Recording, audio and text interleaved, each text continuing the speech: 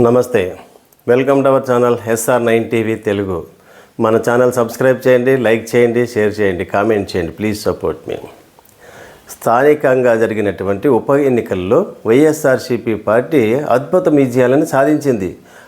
Party అద్భుత విజయాలను సాధించింది అని చెప్పడం కంటే అభిమానులు, కార్యకర్తలు, నాయకులు పార్టీని గెలిపించారు.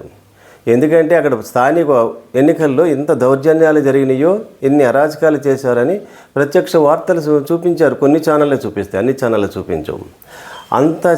ఎన్ని ప్రలోభాలు పెట్టినా, ఎన్ని దౌర్జన్యాలు చేసినా అన్నిటికీ ఎదురొడ్డి నిలబడి పోరాటం చేసి గెలిపించినటువంటి వారు నాయకులు, కార్యకర్తలే కదా.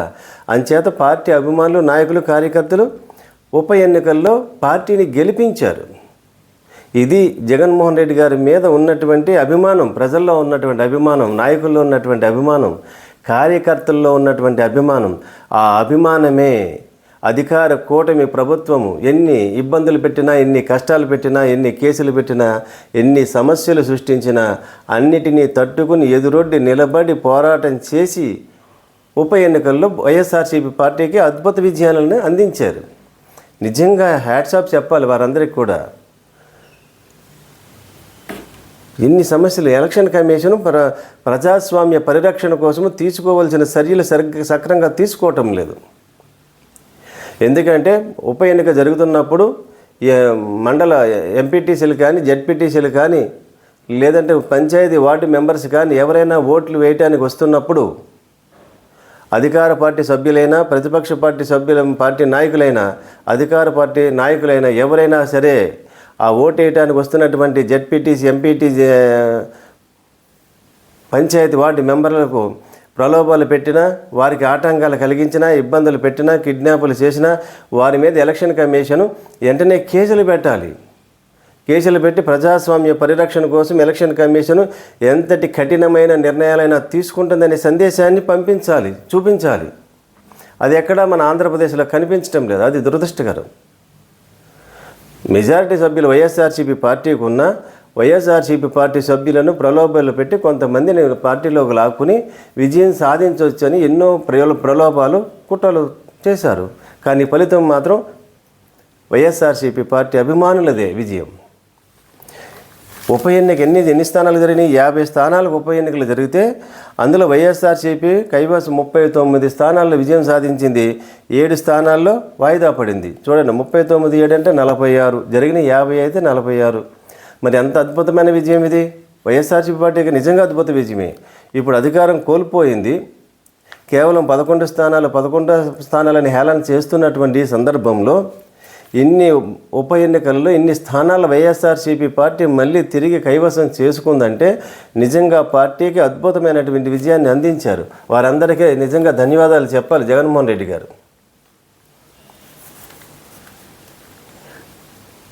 అంతే మరి. అంటే రాబోయే ఎన్నికల్లో ఏం జరుగుతుంది, ఏం జరగబోతుంది సంకేతం ఇది.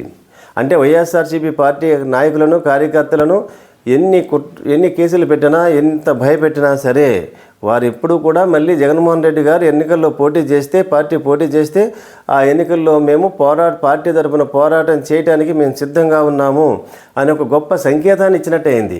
ఇది జగన్మోహన్ రెడ్డి గారికి గొప్ప మనోధైర్యము, మనోబలము కూడా ఇది. కొంతమంది నిశ్శబ్దంగా ఉన్నటువంటి నాయకుల్లో కూడా మళ్ళీ ఉత్తేజం వస్తుంది. అరే, ఇంతమంది ఇంత పోరాటం చేసి విజయాన్ని సాధించారు కదా, మనం కూడా ఎందుకు ఇలా ఉండాలి, మనం కూడా పార్టీ కోసం మళ్ళీ యాక్టివ్గా పనిచేద్దామని ఉత్సాహము, ధైర్యం కూడా వారికి కూడా కలుగుతుంది.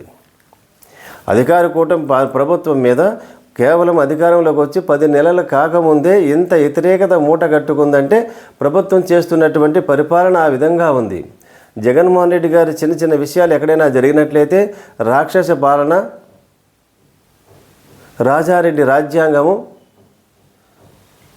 అని ఘోరంగా విమర్శించేవారు. మరి ఇప్పుడు ఎటువంటి పాలన జరుగుతుంది? ఇప్పుడు ప్రజాస్వామ్యహితమైనటువంటి పాలన జరుగుతుందా? ఏ విధమైనటువంటి అరాచకాలు జరగట్లేదా?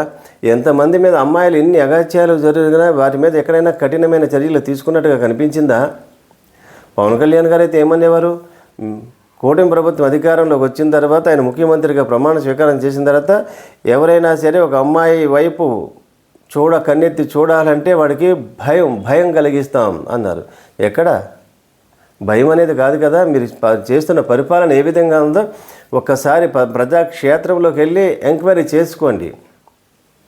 ప్రభుత్వం మీద ప్రజల్లో ఎటువంటి భావం ఉంది, ఎటువంటి నమ్మకం ఉంది, ఎంత వ్యతిరేకత వచ్చింది స్పష్టంగా తెలుస్తుంది కూటమి ప్రభుత్వానికి. ఈ మధ్యకాలంలో ఏ ప్రభుత్వమైనా అధికారంలోకి వచ్చిన తర్వాత కేవలం 10 నెలల కాలంలో ప్రజల్లో ఇంత వ్యతిరేకత మూట కట్టుకున్నటువంటి ప్రభుత్వము చంద్రబాబు నాయుడు గారి నాయకత్వంలోని కూటమి ప్రభుత్వమే. ఇదే వ్యతిరేకత ఇదే విధంగా కొనసాగుతూ ఉన్నట్లయితే రాబోయే రోజుల్లో వచ్చే సార్వత్రిక అసెంబ్లీ జనరల్ ఎన్నికల్లో విజయం సాధించడం వారికి అంత సులభం కాదు. ఎంతసేపు ఏమనుకుంటున్నారంటే అమరావతిని మహానగరంగా నిర్మించేస్తే ప్రజలంతా పట్టం కట్టేస్తారు అనుకుంటున్నారు. దాని మీద కూడా ప్రత్యేక వీడియో చేద్దాం. అమరావతి గురించి ఏమైనా కామెంట్ చేస్తే మళ్ళీ సమస్యలు ఎదురవుతాయి. అందరి మీద సమస్యలు సృష్టిస్తున్నారు కాబట్టి. అంటే అమరావతి నిర్మించేస్తే మహానగరం నిర్మిస్తే సరిపోతుందా అంటే సరిపోదు. అమరావతి మహానగరం నిర్మించండి.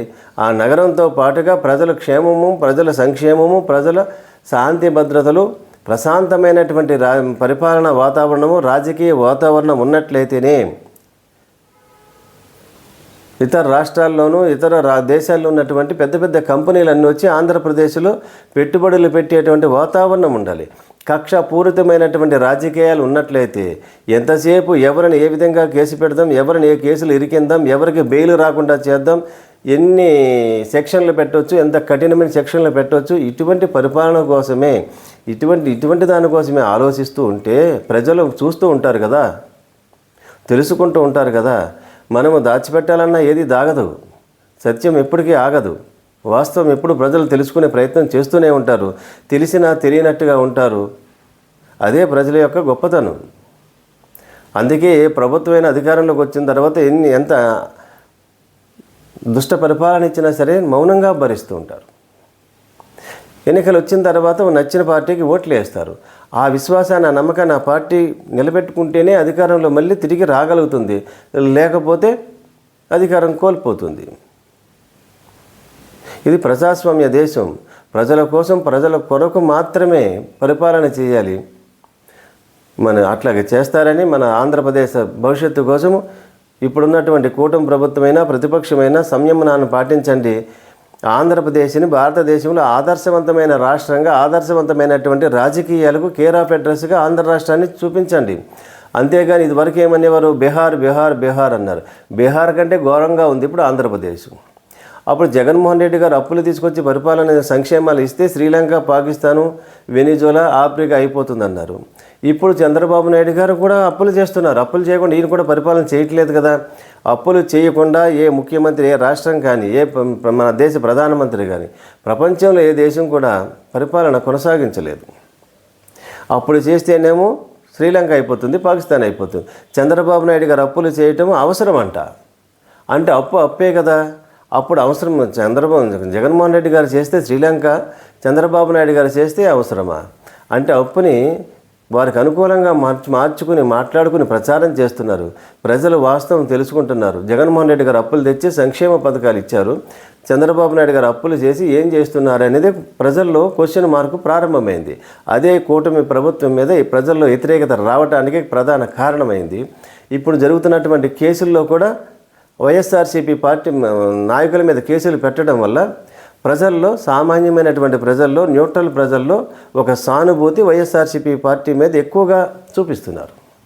ఆ సానుభూతి ఓట్ల వర్షంగా మారితే మళ్ళీ వైఎస్ఆర్సీపీ పార్టీ అద్భుతమైన విజయాలను సాధించేటువంటి అవకాశాలు రాబోయే ఎన్నికల్లో స్పష్టంగా కనిపిస్తున్నాయని తాజాగా రాష్ట్రంలో జరిగిన ఉప ఎన్నికలు, స్థానిక సంస్థల్లో జరిగిన ఉప ఎన్నికలు ఫలితాలే నిదర్శనం. మరిన్ని వార్తా విశ్లేషణలతో SR9 టీవీ తెలుగు.